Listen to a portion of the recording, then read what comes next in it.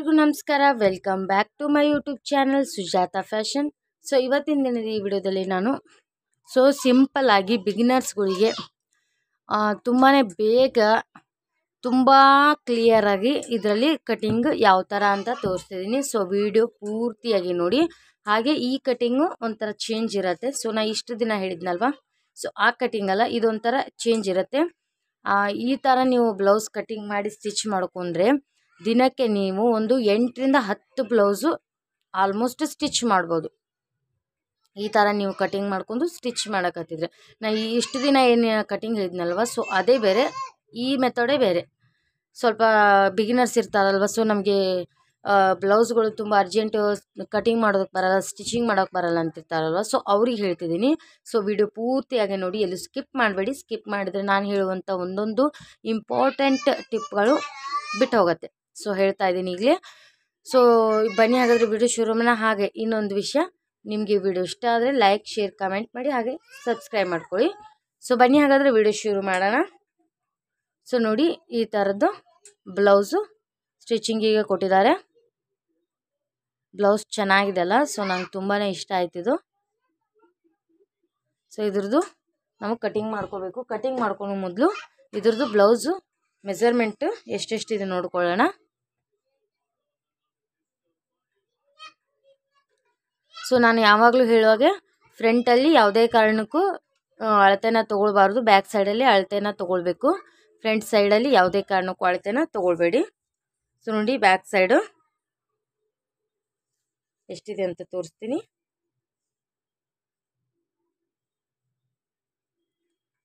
Back side 12 ಇಂಚಿದೆ. Back length ಉದ್ದ ಬಂದು 12 ಇಂಚಿದೆ. ಹಾಗೆ ಚೆಸ್ಟ್ ಬಂದು ನೋಡಿ, ಇವರೊಂದು ಚೇಂಜ್ ಇಟ್ಟಿದ್ದಾರೆ. ಈ ಸೈಡು ಹುಕ್ಸ್ ನಾವು ಅಟ್ಯಾಚ್ ಮಾಡ್ತಿದ್ದೀವಲ್ಲ, ಸೊ ಅವರು ಉಲ್ಟಾ ಸ್ಟಿಚಿಂಗ್ ಮಾಡಿದ್ದಾರೆ. ಸೊ ಅವ್ರ ಸೈಡ್ ಆ ಥರನೇ ಇರಬೇಕು. ಇದು ಬೇರೆ ಊರಿಂದ ಬಂದಿದೆ. ನೋಡಿ, ಈ ಸೈಡು ಅಂದರೆ ಎಡಗಡೆ ಹುಕ್ ಮನಿ ಪ್ಲೇಟ್ ಬಂದಿದೆ. ಸೊ ನೋಡಿ, ಈ ಸೈಡು ಹುಕ್ಸ್ ಬಂದಿದೆ ಬಲಕ್ಕೆ. ಇದು ಬಲಕ್ಕೆ ಹುಕ್ಸ್ ಬಂದಿದೆ. ಸೊ ನಾನು ಸ್ಟಿಚ್ ಮಾಡಿರೋ ಬ್ಲೌಸ್ ತೋರಿಸ್ತೀನಿ, ಒಂದು ನಿಮಿಷ.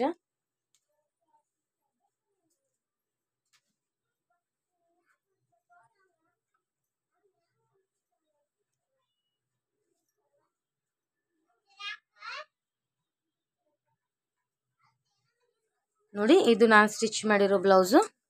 ನಮ್ಮದು ನೋಡ್ತಾ ಇರ್ಬೋದು. ಈ ಕಡೆ ನಾವು ಹುಕ್ಸಿಗೆ ನಾವು ಪಟ್ಟಿ ಹೊಲಿದಿದ್ದೀವಿ. ಎಡಕ್ಕೆ ಹುಕ್ಸು ಅಟ್ಯಾಚ್ ಮಾಡೋದಕ್ಕೆ, ಬಲಕ್ಕೆ ನಾವು ಹುಕ್ಸ್ ಮನೆ ಮಾಡಿದ್ದೀವಿ.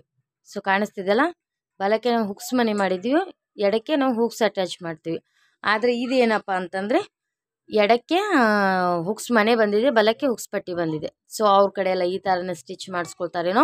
ಸೊ ನಾನು ಕೂಡ ಅವ್ರು ಇರೋ ಬ್ಲೌಸ್ ಥರನೇ ಸ್ಟಿಚ್ ಮಾಡಿಕೊಡ್ತೀನಿ. ಯಾಕಂದರೆ ಅವ್ರಿಗೆ ಹಾಕೊಂಡು ರೂಢಿಯಾಗಿರುತ್ತೆ.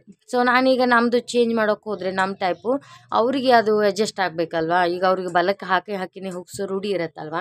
ಸೊ ನಾನೀಗ ಎಡಕ್ಕೆ ಹೊಲಿದ್ನಂದರೆ ಅವ್ರಿಗೆ ಅದು ಹಾಕೊಳ್ಳೋಕ್ಕೆ ಬರುತ್ತಾ ಇಲ್ವೋ ಗೊತ್ತಿಲ್ಲ. ಸೊ ನಾನು ಹಾಗಾಗಿ ಏನು ಮಾಡ್ತೀನಿ, ಅವ್ರದ್ದು ಹೇಗಿದೆಯೋ ಸೊ ನಾನು ಅದೇ ಥರ ಹೊಲ್ಕೊಳ್ತೀನಿ. ಇದು ಬೇರೆ ಊರಿಂದ ಬಂದಿದೆ, ಸೊ ಹಾಗಾಗಿ ಹೇಳ್ತಿದ್ದೀನಿ. ಇದ್ರ ಜೊತೆಗೆ ಇನ್ನೂ 5-6 ಬ್ಲೌಸ್ ಇದೆ. ಸೊ ನಾನೀಗ ಇದೊಂದು ಬ್ಲೌಸು ನಿಮಗೆ ಕಟಿಂಗ್ ತೋರಿಸ್ತೀನಿ, ಅದರದ್ದು ನೆಕ್ಸ್ಟ್ ನೋಡೋಣ. ಸೊ ಇದ್ರದ್ದು ಬಂದು ಬ್ಲೌಸಿದ್ದು ಉದ್ದ ಬಂದು 12 ಇಂಚಿದೆ. ಹಾಗೆ ಚೆಸ್ಟ್ ಮೆಜರ್ಮೆಂಟು ಈ ಕಡೆ ತೊಗೊಳ್ಬಾರ್ದು. ನೋಡಿ, ನಾನು ಎಡಕ್ಕೆ ತೊಗೋ ಅಂತ ಹೇಳ್ತಿದ್ದೆ. ಸೊ ಈಗ ನಾವು ಇಲ್ಲಿ ತೊಗೊಳ್ಬಾರ್ದು, ಯಾಕಂದರೆ ಇಲ್ಲಿ ಹುಕ್ ಮನೆ ಮಾಡಿದ್ದಾರೆ. ಈಗ ನಾನು ಬಲಕ್ಕೆ ತೊಗೊಳ್ತೀನಿ. ಯಾವುದೇ ಕಾರಣಕ್ಕೂ ಹುಕ್ ಸೈಡ್ ಇರೋ, ಅದು ಬಲಕ್ಕೆ ಇರಲಿ ಎಡಕ್ಕೆ ಇರಲಿ, ಹುಕ್ ನೀವು ಎಲ್ಲಿ ಅಟ್ಯಾಚ್ ಮಾಡಿರ್ತೀವಲ್ಲ ಈ ಥರದ್ದು, ಸೊ ಆ ಸೈಡೇ ನೀವು ಚೆಸ್ಟ್ ಮೆಜರ್ಮೆಂಟ್ ತೊಗೊಳ್ಬೇಕು. ಈ ಥರ ನೀಟಾಗಿ ಹಾಕಿ ನೋಡಿ. ಇದ್ರದ್ದು ಸ್ಟಿಚಿಂಗ್ ಮಾರ್ಜಿನ್ ಇಲ್ಲಿದೆ, ಕಾಣಿಸ್ತಿದೆಯಲ್ಲ. ಸೊ ಇಲ್ಲಿದೆ ಸ್ಟಿಚಿಂಗ್ ಮಾರ್ಜಿನು. ಇಲ್ಲಿಂದ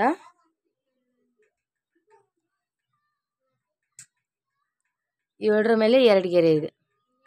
ಸೊ 7ರ ಮೇಲೆ 2 ಗೆರೆ. ಸೊ ನೋಡಿದ್ರಲ್ವ, 7ರ ಮೇಲೆ 2 ಗೆರೆ ಇದೆ. 7ರ ಮೇಲೆ 2 ಗೆರೆ ಅಂದರೆ ಇದು ಚೆಸ್ಟ್ ಮೆಜರ್ಮೆಂಟ್ ಎಷ್ಟು ಬಂದಂದರೆ 14,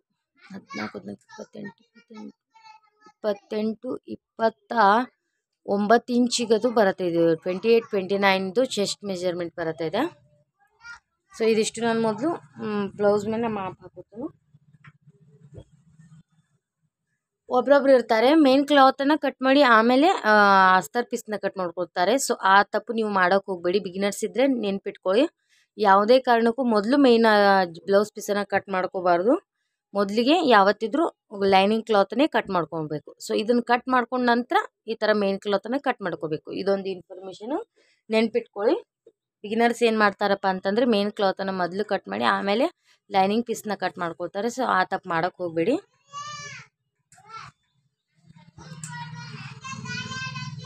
ಈಗ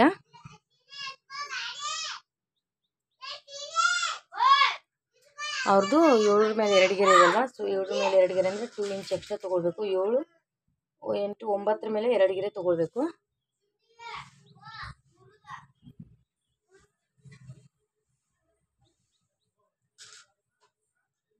ಸೊ ನಾನು 9 ಮೇಲೆ 2 ಗೆರೆ ತೊಗೋಬೇಕು ಮೊದಲಿಗೆ.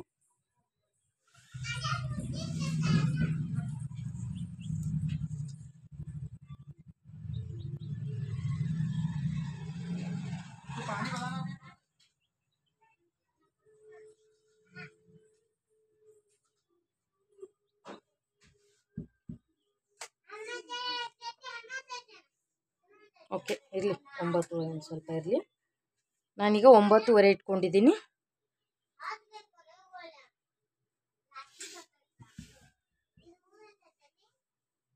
ನೋಡಿಕೊಂಡು ಸೀದಾ ನೋಡ್ಕೊಂಡು ಹಾಕಿ, ಕರೆಕ್ಟ್ ಇರಬೇಕು ಎಲ್ಲ ಕಡೆ ಸಹ. ಸೊ ಓಕೆ, ಈಗ ಕರೆಕ್ಟ್ ಇದೆಲ್ಲ. ಇನ್ನು ಬ್ಲೌಸ್ ಲೆಂತ್ ಹಾಕ್ಕೊಳ್ಬೇಕು. ಬ್ಲೌಸ್ ಲೆಂತ್ ಬಂದು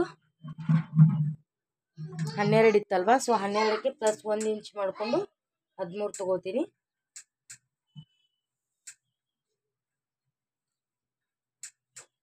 13 ತೊಗೊಂಡು ಇಲ್ಲಿಗೆ ಒಂದು ಮಾರ್ಕ್ ಹಾಕೋತೀನಿ. ಇದೇನಿದು ಮೊದಲ ಥರನೇ ನಾನು ಅಳತೆ ಮಾಡ್ಕೋತಿದ್ದೀನ ಅಂತಿದ್ದೀರಾ? ಸೊ ಇಲ್ಲ, ಇದರಲ್ಲೇ ಚೇಂಜಸ್ ಇದೆ. ಯಾವ ಥರ ಅಂತ ಒಂದು ನಿಮಿಷ ತೋರಿಸ್ತೀನಿ. ಮೊದಲಿಗೆ ಈ ಥರ ನಾವು ಮಾಪ್ ಹಾಕೊಂಡಲ್ವಾ. ಸೊ ಕಾಣಿಸ್ತಿದೆಯಲ್ಲ,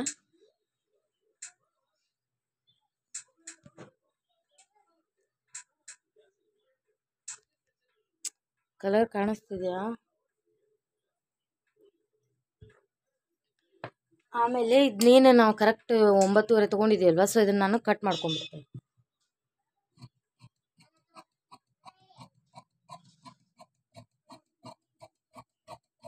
ಈ ಥರ ನೀವು ಕಟ್ ಮಾಡಿ ತೊಗೊಂಬಿಡಿ. ಯಾಕಂದರೆ ಬಿಗಿನರ್ಸ್ ಅವಳಿಗೆ ಹೆಲ್ಪ್ ಆಗುತ್ತೆ. ಈ ಥರ ಕಟ್ ಮಾಡಿ ತೆಗೆಯೋದ್ರಿಂದ ಹೆಲ್ಪ್ ಆಗುತ್ತೆ. ಈಗ ಇದನ್ನ ಏನು ಮಾಡ್ತೀನಪ್ಪ ಅಂತಂದರೆ, ನಾನು ನೋಡಿ ಈ ಥರ ಹಿಂದೆ ಮಾಡ್ಕೋಬೇಕು. ನೋಡಿ ಈ ಥರ ಹಿಂದೆ ಮಾಡಿಕೊಂಡೆ, ಅದು ಬ್ಯಾಕ್ ಸೈಡಿಂದು. ನೋಡಿ ಈ ಥರ ಉಲ್ಟಾ ಹಾಕೊಂಡೆ. ಈಗ ನಾನು ಇಲ್ಲಿ ಫ್ರಂಟಿದ್ದು ಅಳತೆ ಮಾಡ್ಕೊಳ್ತೀನಿ ಯಾವ ಥರ ಅಂತ.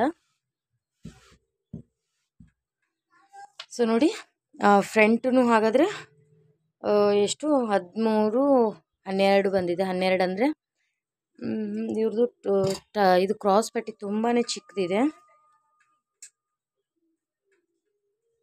ನಾನು ಕೂಡ ಅವ್ರದ್ದು ಅಷ್ಟೇ ಇಡಬೇಕಾಗತ್ತೆ. ಅವರು ಒಬ್ಬೊಬ್ರದ್ದು ಅಷ್ಟೇ ಚಿಕ್ಕದೇ ಇರುತ್ತಲ್ವ. ಸೊ ನಾವು ಹೆಚ್ಚಿಟ್ರೆ ಇಷ್ಟ್ಯಾಕೆ ದೊಡ್ಡದು ಇಟ್ಟಿರಿ ಅಂತ ಹೇಳ್ತಾರೆ. ಸೊ ಹಾಗಾಗಿ ನಾನು ಇಲ್ಲಿದೊಂದು ಅಳತೆ ತೊಗೊಳ್ತೀನಿ. ನೋಡಿ, ನಾನು ಇಷ್ಟರವರೆಗೆ ಹೇಳಿರಲಿಲ್ಲ. ಸೊ ಯಾವ ಥರ ಅಂತಂದರೆ, ನೋಡಿ ಇಲ್ಲಿ ಶೋಲ್ಡರಿಂದ ಇಲ್ಲಿವರೆಗಿದೆ ಕ್ರಾಸ್ ಪಟ್ಟಿ ಅಟ್ಯಾಚ್ ಮಾಡಿರ್ತೀವಲ್ಲ. ಸೊ ಇಲ್ಲಿಗೆ ಎಷ್ಟಿದೆ ನೋಡ್ಕೋಬೇಕು. 10 ಇಂಚಿದೆ. 10, 2 ಇಂಚು ಕ್ರಾಸ್ ಪಟ್ಟಿ ಇದೆ. ಇಲ್ಲಿಂದ ಇಲ್ಲಿಗೆ 10 ಇಂಚಿದೆ ಅಲ್ವ. ಸೊ 10 ಇಂಚು ಮಾರ್ಕ್ ಹಾಕೋಬೇಕು. ಹೇಳಿದ್ನಲ್ಲ ನಾನು ಮೊದಲೇ, ಇದು ತುಂಬಾ ಈಸಿ, ಹಾಗೆ ಬೇಗ ಆಗುತ್ತೆ ಅಂತ. ಸೊ 10 ಇಂಚ್ ಅಂದರೆ 1 ಇಂಚ್ ಎಕ್ಸ್ಟ್ರಾ ತೊಗೋಬೇಕು. ಇಲ್ಲಿ 1/2 ಇಂಚ್ ಶೋಲ್ಡ್ರಿಗೆ, ಇಲ್ಲಿ 1/2 ಇಂಚು ಸ್ಟಿಚಿಂಗಿಗೆ. 11.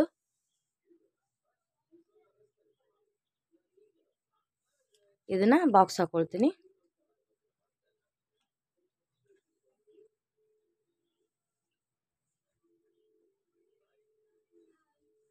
ಸೊ 11 ಇಲ್ಲಿಗೆ ಹಾಕೊಂಡಲ್ವ, ಇನ್ನೂ ಅಳತೆ ತೊಗೊಳ್ಬೇಕು.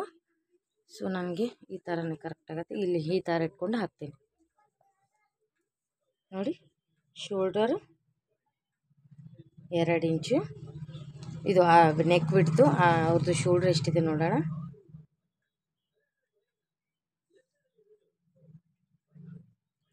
2.5 ಇದೆ. 2.5 ಅಂದರೆ 2.5 ಮೇಲೆ 2 ಗೆರೆ ಇಡೋಣ. ಅಂದರೆ ಸ್ಟಿಚಿಂಗ್ ಅದು ಹೋಗಿ ಕರೆಕ್ಟ್ ಆಗುತ್ತೆ. ಹಾಗೆ ಆರ್ಮ್ ಹೋಲು,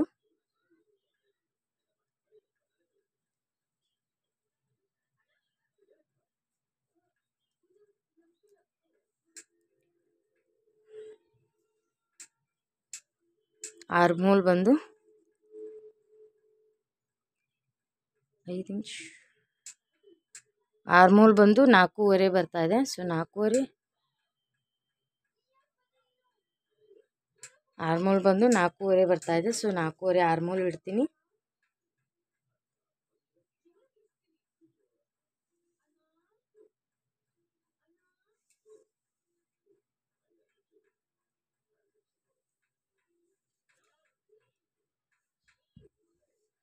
ಆರ್ಮ್ ಹೋಲ್ ಹಾಕ್ಕೊಂಡು ಇಲ್ಲಿ 1 ಇಂಚಿನಷ್ಟು, 1.25 ಇಂಚಿನಷ್ಟು ನೋಡಿ ಈ ಥರ. ಸೊ ಈ ಥರ ಹಾಕ್ಕೊಂಡು ಇದ್ರದ್ದು ನೆಕ್ ಎಷ್ಟಿದೆ ನೋಡೋಣ.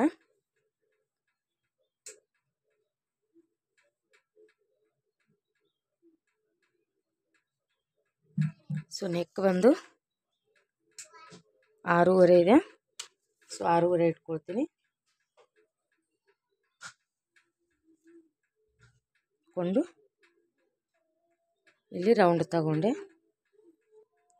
ಸೊ ಇದು ಇಷ್ಟ ಆದಮೇಲೆ ಇಲ್ಲಿ ಒಂದು 1/2 ಇಂಚು ಮೇಲೆ ತಗೋಬೇಕು. ಸೊ ಇದನ್ನು ಈ ಥರ ಮಾಡಿಕೊಂಡು, ಇದು 4 ಟಕ್ಸ್ ಬ್ಲೌಸ್ ಇದೆ, ಇದು ನೋಡ್ತಾ ಇರ್ಬೋದು.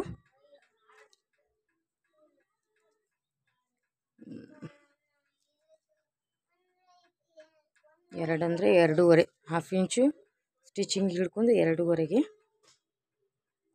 ಹಾಗೆ ಇದು ಏನಿದೆ, ಸೊ ಇದ್ರದ್ದು ಸೆಂಟರ್ ಬರಬೇಕು.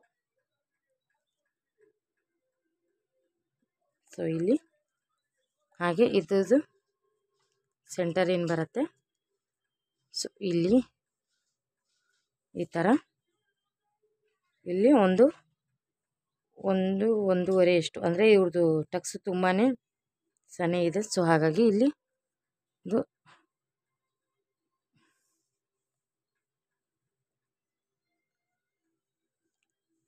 4.5 5 ಇಂಚಿನಷ್ಟು. ಸೊ ಇಲ್ಲಿ ಏನು ರೌಂಡ್ ಶೇಪ್ ಬಂದಿರುತ್ತಲ್ವ ಕರ್ವ್, ಸೊ ಆ ಕಡೆ ಇಲ್ಲೊಂದು 4 ಇಂಚಿನಷ್ಟು. ಸೊ ನೋಡಿ ಇದು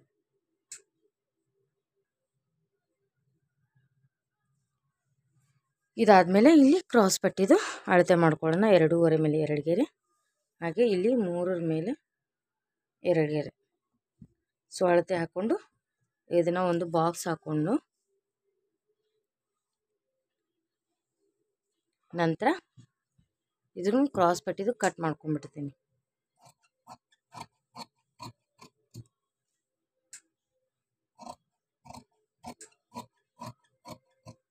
ನೋಡಿದ್ದು ಕ್ರಾಸ್ ಪಟ್ಟಿ ರೆಡಿ ಆಯಿತು.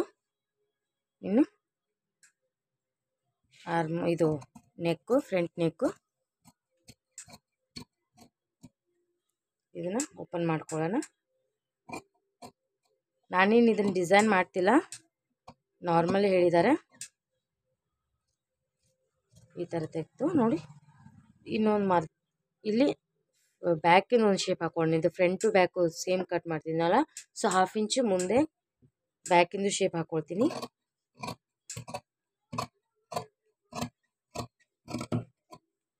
ಆದಮೇಲೆ ಬ್ಯಾಕಿಂದು 4 ಪೀಸ್ ಕಟ್ ಮಾಡಿದ ನಂತರ ಫ್ರಂಟು ಮಾಡಿ. ಸೊ ನೋಡಿ ಬ್ಯಾಕ್ ಕಟ್ಟಿಂಗು ಆಗಿದೆ. ಇದ್ರದ್ದು ನೆಕ್ ಬಂದು ನಾನು ಕಟಿಂಗ್ ಮಾಡುವಾಗಲೇ ತಗೊಳ್ತೀನಿ, ಇದು ಸ್ಟಿಚಿಂಗ್ ಮಾಡುವಾಗ. ಸೊ ಇದ್ರದ್ದು ಟಕ್ಸ್ ಪಾಯಿಂಟ್ಗಳನ್ನ ಈ ಥರ ನಾಚ್ ಹಾಕೊಳ್ಳೋದ್ರಿಂದ ಸ್ಟಿಚಿಂಗ್ ಮಾಡುವಾಗ ಈಸಿ ಆಗುತ್ತೆ ನೋಡಿ ಈ ಥರ.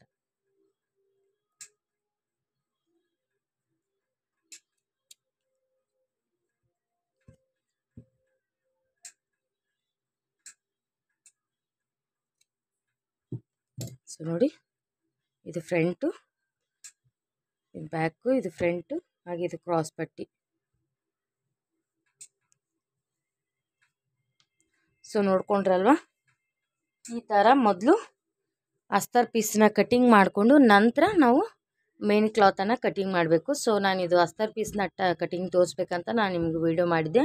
ಸೊ ಮುಂದಿನ ವಿಡಿಯೋದಲ್ಲಿ ನೆಕ್ಸ್ಟ್ ಮತ್ತೊಂದು ವಿಡಿಯೋದಲ್ಲಿ ಬರ್ತೀನಿ. ಸೊ ಓಕೆ ಫ್ರೆಂಡ್ಸ್, ಬಾಯ್. ಇಷ್ಟ ಆದರೆ ಲೈಕ್, ಶೇರ್, ಕಮೆಂಟ್ ಮಾಡಿ, ಹಾಗೆ ಸಬ್ಸ್ಕ್ರೈಬ್ ಮಾಡೋದನ್ನು ಮರಿಬೇಡಿ.